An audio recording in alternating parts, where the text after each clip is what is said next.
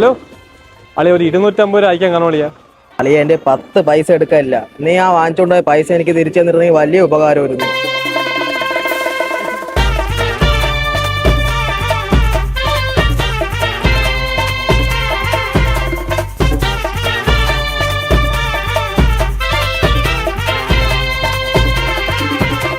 ഈ കേക്ക് ഹരി മേടിച്ചിട്ട് ഇവിടെ തരാൻ പറഞ്ഞു. അവൻ വന്നിട്ടേ മുറിക്കാവളെന്ന് പ്രത്യേകം പറഞ്ഞു. ഒറ്റയ്ക്ക് മുറിച്ച് കയറ്റല്ലേ. നീ ഓടി. ഞാൻ ഡയറ്റ് ആണ്.